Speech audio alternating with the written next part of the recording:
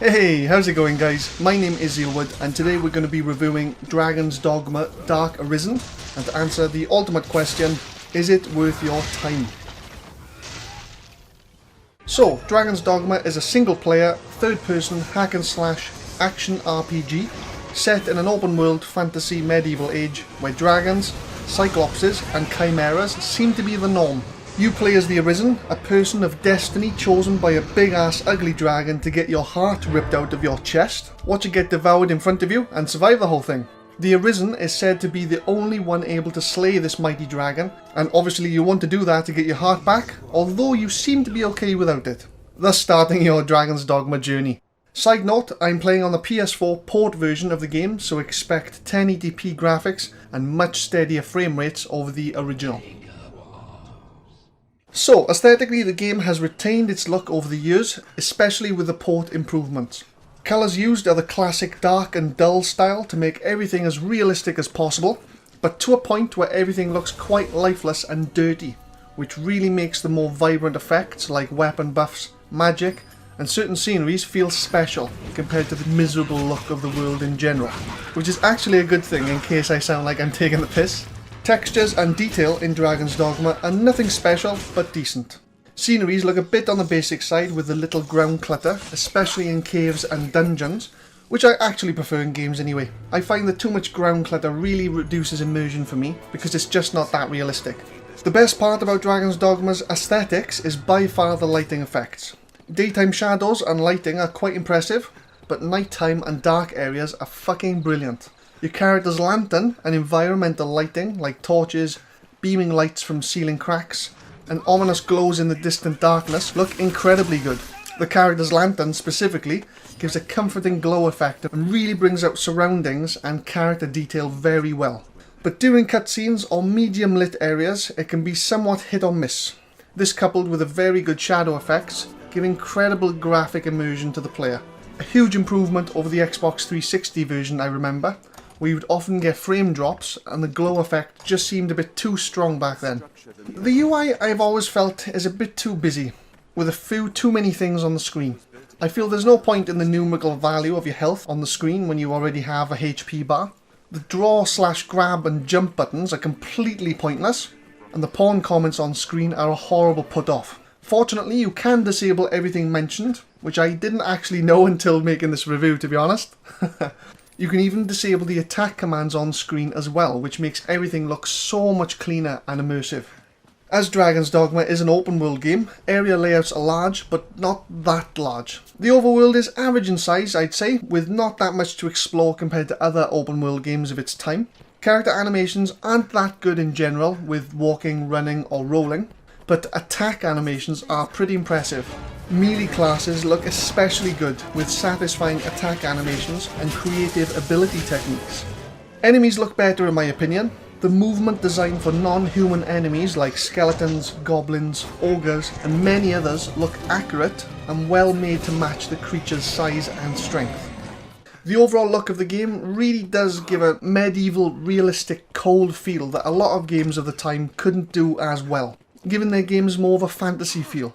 But with Dragon's Dogma added magic, mythical creatures and underworldly monsters, it's definitely a fantasy game, except with a more sensible, realistic touch.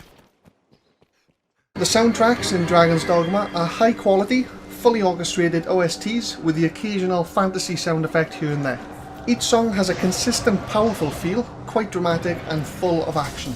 There are quite subtle and very in-your-face soundtracks which do relate to the gameplay you're experiencing at the time, but sadly no OST is really noteworthy or even that good, to be honest. A big downgrade for a Capcom game when compared to their other titles, especially when you find out that the composers that worked on these soundtracks made songs for Monster Hunter and Dragon Age. Not quite bad enough to call them tedious soundtracks, but definitely not good enough to download and listen to outside of the game. Voice acting is also pretty average, with nothing really standing out enough for me to mention. Now for the gameplay. So Dragon's Dogma does have quite a few difficulty options to choose from. I spent most of my time in hard and normal mode. Hard mode is highly recommended as you receive double XP from every enemy in the game, but when first creating a new character, is stupidly difficult, with most enemies 1 to 3 shotting you until you're a good few hours in. Although this is the case, I'd still say hard mode is the best choice, as enemies also very regularly drop sacks of 10,000 gold, and you will get considerably more rift crystals, which is honestly worth the pain in the ass of starting off. When you first start the game, you're given a taste of a medium leveled character by completing a mini scenario for you to start things off. This involves learning controls, general game concept, and killing a few different types of enemies and a boss at the end. Once complete, you're brought to a character customization screen. You have a very wide selection of options to choose from, all the way from chin types to eyebrow height. It did take me a good hour and a half to make my character look like me as best as I could, and personally I think it does look somewhat accurate. Once done, you watch a few cutscenes, watch the dragon give your chest a little tickle as mentioned earlier, then you can control your character and play. As you're going about your business, you're introduced to pawns, the general plot of the game, and you're free to do what you like. You can take on main quests, side quests, find random places to loot, general open world stuff. Just after waking up from bed though, you do need to choose your starting class. Classes in this game are called vocations. Each one pretty much specialises in either magic, ranged or melee. Once you play in the game as normal, you will gain discipline points, which you spend on abilities to add to your arsenal for battle. You can unlock quite a few abilities, but can only have 3 to 6 equipped at one time. You can also get passive and core abilities to mix things up, and once you get to level 10 and travel to the game's main city, you can change your vocation to whatever you like. There's a total of 9 vocations to choose from. Some are hybrid and some are more specialised, each with their own playstyle and mix-ups. What makes Dragon's Dogma unique is the ability to change your vocation at any time, so you're not bound to one vocation for the whole game. You can even use this to your advantage to unlock passive abilities from other classes and equip them to your chosen vocation. Very good feature. Another main part of Dragon's Dogma is what I said earlier, pawns. Pawns are basically some sort of dimensional travelling slave race that are identical to humans, except they lack free will. Organic robots, I suppose you could call them. You as the player have your main pawn that you create and customise. You can then recruit up to 2 additional pawns from other players online or pre-made offline to take with you, thus giving you a maximum party of 4. The best part of this feature is you can customise your pawn almost as well as you can design your main character. This includes choosing their vocation, their abilities and their passives. You can even change their inclination, which is how they act in the world in general, like focus small enemies first, prioritise looting items, always stick close to the arisen in combat, and much more. This whole pawn feature does make the game really fun, as you get to customise any party of 4 that you like. So for example, you could be a warrior, your pawn could be a warrior, and then you recruit 2 warrior pawns for chaos. You could have 4 spellcasters, 4 rangers, or you could have the general setup of a tank, a healer, and maybe a sorcerer and a assassin, for example. Often keeps the game fresh and fun. And again, as you can change your vocation as well as your pawns, the party mix-ups are pretty much limitless. Character controls are decent, general movement feels a bit unrealistic and quite dated. Things like rolling, walking and running could have been designed a little bit better, but as mentioned, using abilities in combat looks and feels much better quality. Each vocation really feels different from each other and gives each class a whole different gameplay style. This allows you to choose a vocation that suits how you like to play the game. Melee by far feels and looks the most satisfying in terms of character animations, but at higher levels, magic user spells are fucking insane. You can summon tornadoes, meteor showers, huge pillars of ice to destroy groups of enemies, and much more. Casting spells in Dragon's Dogma does take some time, and very strong spells do take the piss, but are so satisfying when you let them loose. Ranged vocations, I feel, are the most standard class in terms of immersion and feel quality, but are probably the most overpowered at high levels in terms of raw damage dealt.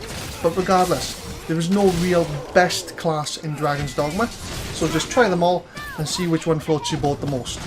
Enemies are also pretty good in Dragon's Dogma, very unique and different from each other, each providing a different type of challenge as you play, especially on hard mode. Bandits tend to gang up and focus, magic users deal so much damage it's nuts, and larger enemies tend to flail quickly and one-shot you. Well, unless you're an easy mode scrub, you do have to use a decent amount of brain power and take your time and think a bit in combat. If you're going in spamming attacks, you're going to regret it. Bosses are also a pain in the ass, especially on Bitter Black Isle. Unless you're following some sort of guide online, If you jump straight into hard mode, you'll know what I mean. Some bosses just really take the piss, and when you die, you have to start the whole encounter all over again. But personally, I quite like it. As I said, hard mode is definitely worth the grind, even in the early levels, as the benefits really outweigh the difficulty. In Dragon's Dogma, there are a hell of a lot of status effects. You've got your generic poisons, burns, defenses reduced, silences. But then you've also got things like oil, you're wet, a few other crazy ones, but either way, there are a hell of a lot. Fast travelling in Dragon's Dogma is a little bit different from other open world games. In Dragon's Dogma, you have to use an item called a fairy stone, which is consumable upon use, which teleports you only to a few set locations around the map. This can be remedied by finding items in the game called port crystals, which you can put anywhere you like in the overworld. But fortunately, if you purchase the PS4 version of Dragon's Dogma, you do get an eternal fairy stone with unlimited uses, so highly recommended. In this game, there are way too many fucking consumables. Now, consumables in games, I honestly can't stand consumables. They take away so much immersion for me that I just hate it. How can you go from high intensity combat to a start screen and just click items to heal yourself, click items to restore stamina, click items to remove status effects? It's so unimmersive, and Dragon's Dogma really does take the piss when it comes to consumables. You need consumables all the time for everything.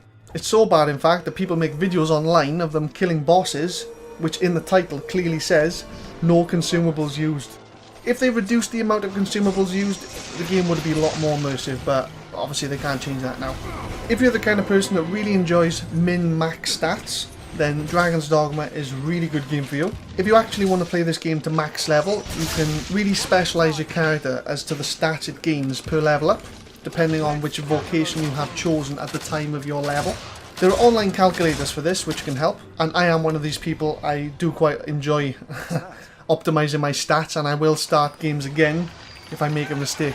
So this game is perfect for that. When recruiting pawns, if you've got someone on your friends list who's, for example, level 120 and you are only level 5, you can recruit their level 120 pawn simply because they're on your friends list. I suppose if you're playing easy mode, this would take the piss a bit and the pawn is probably going to face roll everything.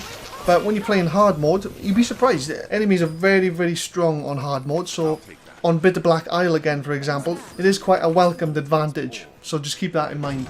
Dragon's Dogma does have a very big emphasis on the grab feature, where you can hold on to enemies, climb up large enemies and attack specific body parts. A good feature, but again, when you're playing on hard mode, this isn't the best idea because enemies tend to grab you or will one-shot you while you're on their back, so another thing to keep in mind. The autosave feature in this game is quite punishing, so make sure you definitely press start and save the game quite regularly, again on harder difficulties, because you might find that you'll go for a whole dungeon while in combat the whole time, die at the end, and then you put back at the start again. So make sure you go out of combat and save the game where you can. Another big part of Dragon's Dogma is you do have the ability to start the game again, except with the same save data. A decent feature where you can get more port crystals in the game to use for more teleports, you can get duplicate items, and a few other things that I won't really go into, but another good feature about the game. And finally, the dragons in this game look fucking stupid. Like, that big dragon, what's going on with his nose? Has he got some sort of beak? I don't know, but I just thought I'd also mention that. It's a bit of an unusual dragon design, and the design of these dragons seems to be consistent throughout the game, where if you notice dragons in the wild, they've again got the similar strange beak shape and a very large jaw with pointy ears. I don't know why they went with this dragon look, maybe to be different, but I thought I'd mention that as well. So for the ultimate question, is it worth your time? It's not quite a must play, but for anyone looking for a noteworthy challenge and also loves raw immersive combat fun, this game is for you. If you're more of a casual gamer that prefers an easier style of play and immersive story, I wouldn't really recommend it and would probably suggest something else. I'm going to give this game a 4-star or 83 out of 100. Dragon's Dogma literally just missed out on 4.5 stars, overall due to the standard story, standard music and standard pretty much everything else outside of combat. It's the kind of game that you look at in your library and you think, oh, should I play it? Should I play it? Then once you've booted up the game, you find that you're on the game for fucking 5 hours without even realising. The next day you turn back on your console, go to your library again and Oh, should I play it again? If the overall game was up to standard of the combat experience quality, then this game would have been a lot better. The super high reliance on consumables also takes a lot of immersion away from me, as I mentioned, but I'll say it again. The combat is so good for its time that anyone I know who is pretty good at games and loves a challenge, Dragon's Dogma would definitely be on my recommendation list. Well guys, I hope you enjoyed the video. If you did, leave a like, subscribe if you want to see more games I'll be reviewing each week, and comment if there's anything I missed or what you thought of the video. But as always, all the best guys, take care.